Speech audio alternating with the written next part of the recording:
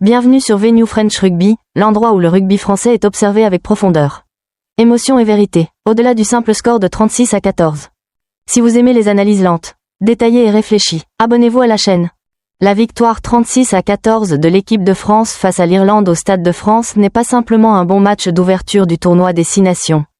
Pour moi, c'est une rencontre riche de multiples niveaux de sens, tactique, humain, psychologique, mais aussi dans la manière dont un collectif de haut niveau fonctionne sous le poids des attentes et de la pression. En regardant chaque nom, chaque note, je n'y vois pas de simples chiffres froids, mais des fragments d'un parcours, celui d'une équipe en quête de stabilité, d'identité et d'une confiance durable. La première chose que je ressens clairement, c'est que ce n'est pas une victoire parfaite, mais une victoire très vraie. La France n'a pas dominé sans partage pendant 80 minutes, elle a gagné grâce à des moments d'explosion, à des individualités capables de briller au bon moment, et aussi grâce à sa capacité à résister lorsque la dynamique commençait à vaciller. C'est précisément ce qui rend ce match bien plus intéressant à analyser qu'un succès facile.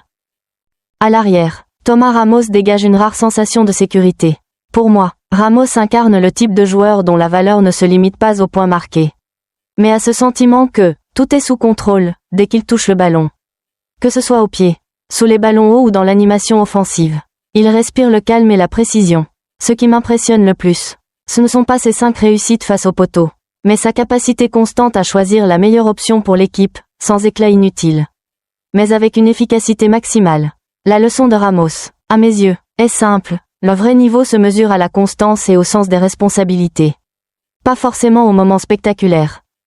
Sur l'aile opposée, Théo Atisogbe m'inspire un sentiment différent, celui d'un effort encore imparfaitement récompensé.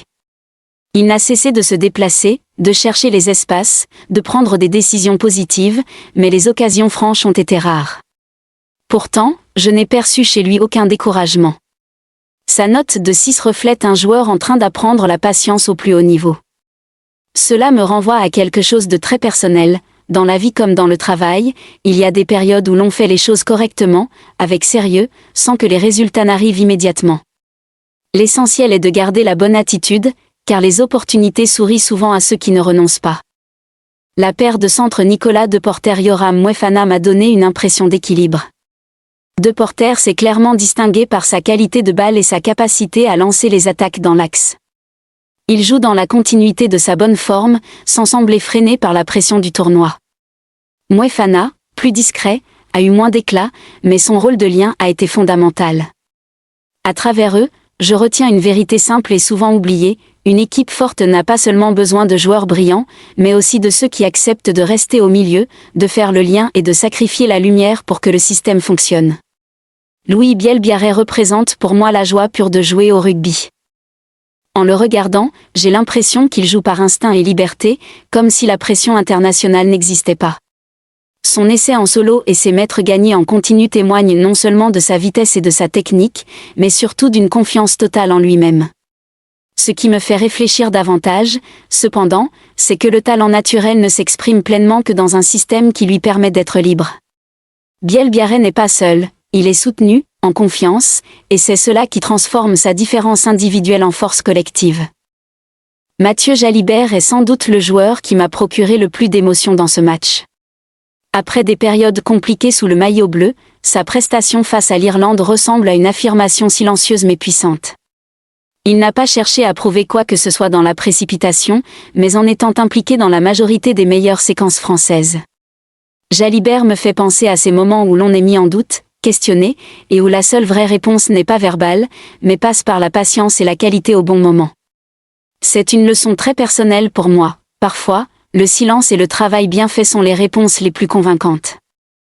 Antoine Dupont, en tant que capitaine, n'a pas eu besoin d'être constamment flamboyant pour imposer son influence. Quelques éclairs de génie ont suffi à rappeler que le niveau mondial ne disparaît pas à cause d'une interruption. J'aime sa manière de revenir, sans forcer, sans chercher à prouver, en s'intégrant au rythme collectif avant d'élever progressivement tout le groupe. Pour les supporters, c'est un rappel important, il faut savoir être patient avec les icônes, car elles trouvent souvent le moyen de revenir plus fortes. La 3e ligne est l'endroit où j'ai le plus ressenti l'esprit combatif de la France. Anthony Gelon, avec ses plaquages répétés, incarne un mur défensif infatigable. Oscar Jegou symbolise l'impact, prêt à payer physiquement pour maintenir l'intensité. François Cros, sans être spectaculaire, reste d'une fiabilité précieuse. En les observant, je comprends que les grandes victoires se construisent souvent sur les tâches les plus ingrates et les moins célébrées. C'est une leçon essentielle pour toute personne évoluant dans un collectif, celui qui travaille le plus n'est pas toujours le plus visible, mais sa valeur est irremplaçable.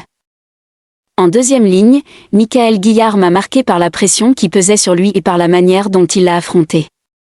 Titulaire à la place d'un grand nom, il n'a pas joué la sécurité, mais s'est montré entreprenant, cherchant à apporter aussi bien en attaque qu'en défense. Charles Olivon, fidèle à lui-même, a été silencieux mais dangereux, toujours présent dans les zones chaudes, décisif dans les détails, et récompensé par un essai mérité. Ces profils me font penser au leadership par l'action, sans grand discours. Dorian Aldegri, Julien Marchand et Jean-Baptiste Gros n'ont pas offert beaucoup de moments highlights, mais ils ont assuré le socle. Et parfois, c'est précisément ce socle qui empêche tout l'édifice de s'effondrer. Cela me rappelle de ne jamais sous-estimer les tâches fondamentales, car ce sont elles qui garantissent la durabilité. La partie qui me laisse le plus pensif reste le banc de touche. La note de 5 reflète non seulement une question de forme, mais surtout un avertissement sur le manque de stabilité et de discipline. Quand l'Irlande a commencé à prendre l'ascendant, on a senti une certaine désorganisation dans la gestion française du match. Même si tout a fini par rentrer dans l'ordre, cette sensation de presque tout perdre demeure. Pour moi, la leçon est claire, le relâchement et le manque de concentration, même sur une courte période, peuvent fragiliser de grandes réussites. Au final, cette victoire ne fait pas de la France une équipe parfaite, mais elle montre qu'elle avance dans la bonne direction. Plus important encore, elle offre aux supporters l'image d'une sélection capable de se battre, de traverser les moments de doute et de conserver une identité offensive séduisante.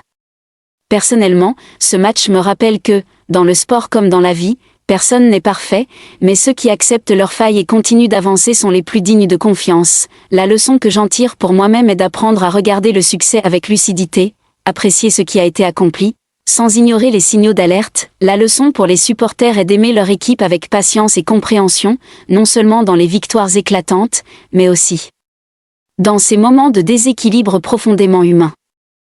La plus grande leçon est sans doute la patience et la compréhension. Toutes les victoires ne sont pas spectaculaires, tous les matchs ne sont pas parfaits, mais derrière chacun d'eux se cache la sueur, la pression et les lourdes responsabilités que portent les joueurs. Faire confiance à l'équipe, l'accompagner et la soutenir même dans les moments difficiles est la manière dont les supporters contribuent à créer la force mentale de l'équipe nationale. La victoire contre l'Irlande n'a pas été parfaite, mais elle était profondément réelle. Elle montre une équipe de France qui apprend à supporter la pression, à préserver son identité et à avancer avec patience. Si vous aimez le rugby analysé avec profondeur et lucidité, abonnez-vous à VNew French Rugby pour cheminer et réfléchir ensemble.